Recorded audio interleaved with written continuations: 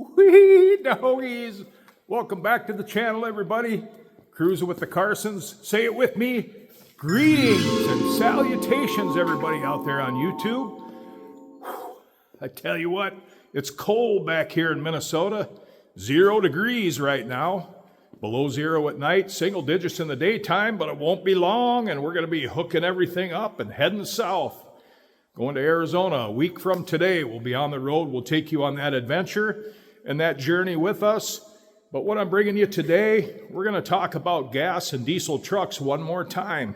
Because man, oh man, I got some pushback from the diesel lovers out there. Now don't get me wrong, guys.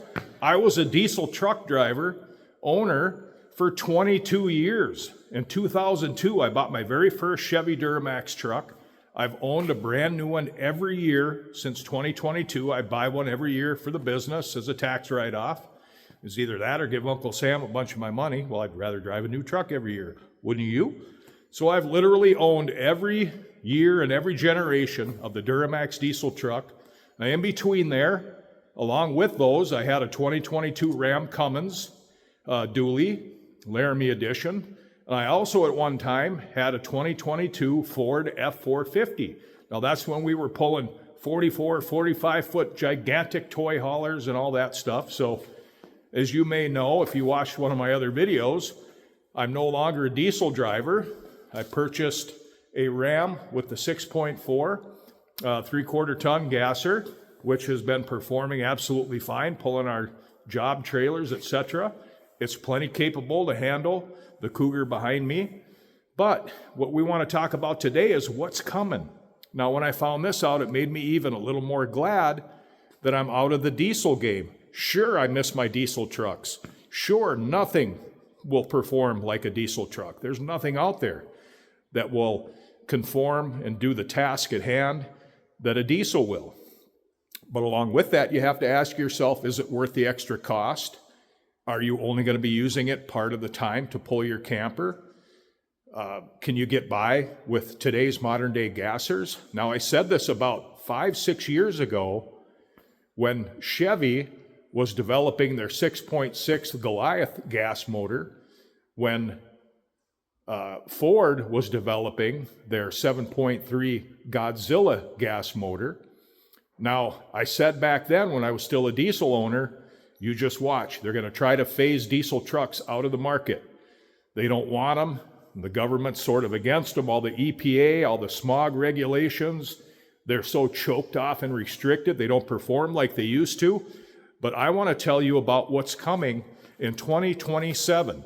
There are some major changes coming to the diesel truck market that you're going to want to hear if you're a diesel owner or you're thinking about buying one. So stay tuned.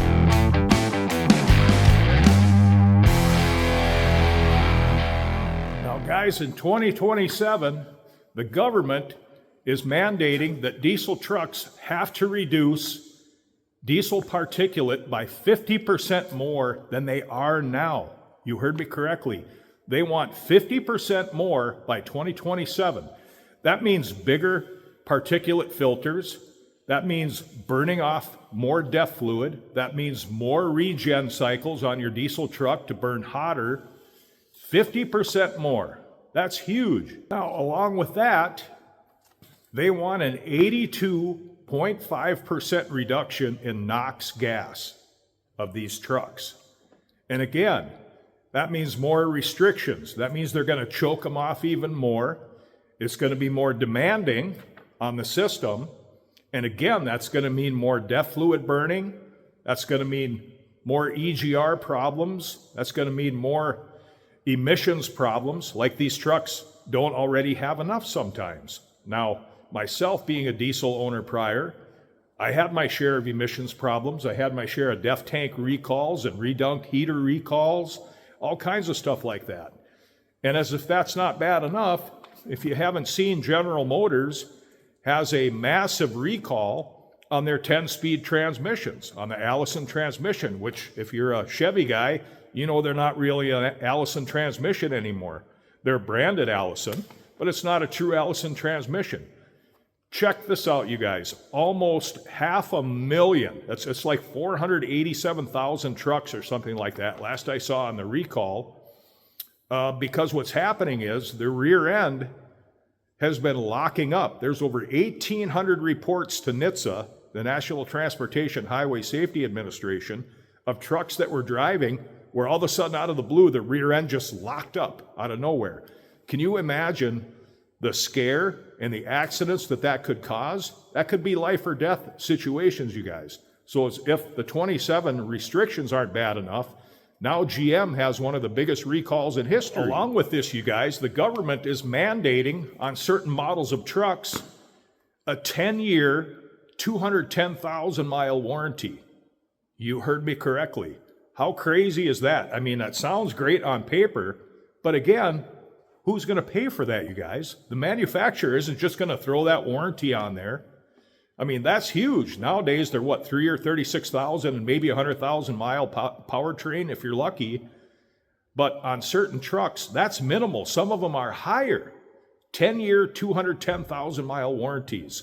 Who's going to pay for that? And then begs the question, who's going to pay for this, you guys? If all these new emissions things have to go into effect in 2027, who do you think's going to pay for that? As if these diesel trucks aren't expensive enough now, 80 to 90 grand for an upper grade or upper class model. We know that the dealerships and manufacturers are in the business of making money. So who's going to pay for that? You are, the buyer, the merchant, you, the buyer. You're going to have to pay for that. I can't imagine what it's going to cost now that these are going into effect on 2027. With all these changes that they're mandating for 2027, that's going to screw up the diesel market even more. Again, trucks are $80,000 plus now. Just today on Sunday, I had to run into town to get some materials for a job tomorrow. I stopped off at the Chevy lot to take a look at some of their 2025 Duramaxes. And for an LTZ or a High Country 1-ton, single rear wheel, not even a dually, $92,000. So if you go through all these emissions on there and these huge extended warranties, can you fathom what the price of these trucks are going to be? So you have to ask yourself, is now the best time if you're going to buy a new diesel truck to buy a 2025 or a 2026? So for me, you guys, as of right now, I'm glad that I went back to a gasser. It has all the torque I need. It has all the payload capacity that I need to haul our Cougar around with. Now, I completely understand if you are in a position of full timing where a diesel makes perfect sense, then it makes perfect sense. You have to figure out what works best for you. There's many, many options out there. If you're thinking about either switching back to a gasser or buying a gasser or buying a diesel, you need to be informed. You need to know all these things because the market is going to change drastically in 2027. That's going to change price points of these vehicles. Expenses are going to go sky high. Now, guys, like I said at the early onset of this video, I firmly believe that's why 4 or 5 years ago, all the manufacturers were vehemently working hard to bring back the bigger gas motors, but making them much more efficient. Now, I understand that there's drawbacks and benefits of going with diesel or gas. And again, just do your research and figure out what works best for you. We're not full-time. We tow part-time. We go a couple times in the summer. We go south for the winter. So for me, not having an $85,000, $90,000 diesel truck anymore just made more sense because today's gassers, like the 6.4 Hemi or the 6.6 Chevy or the 7.3 Godzilla motor from Ford, they've got a ton of torque, they've got a ton of power, and yes, they're more than capable of pulling some of these bigger rigs around nowadays. I've seen plenty of guys that have larger campers that are doing it with gas motors. Again, a diesel will do it way better than a gasser will, but you have to ask yourself, is it worth that extra $10,000 or $12,000 to buy that diesel motor? Are you going to be using it full time, or if not, at least 75% of the time?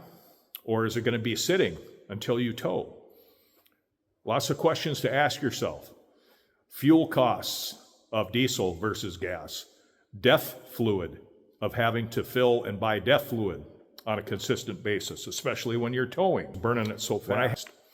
But there's a lot of drawbacks, a lot of benefits to either or. You just have to ask yourself, which is best for you? So until then, you guys, we're going to take you on our journey south. We're going to hook the truck up. We're going to hook up the trailer with the side-by-side on it, and we are heading south to Arizona for the winter come January 13th. We're going to take you on that adventure. We got some pretty cool stuff planned while we're down there. We got a lot of surprise inspections that we're going to be doing on some RV lots, and already there are several owners who know that we're coming to the place that we usually go that want their camper inspected. And one of them's a motorhome. I've never done an inspection on a motorhome, so I'm looking forward to that. So stick around, you guys. I'm glad you're here. Look forward to taking you south with us on some of our adventures. Until then, stay warm,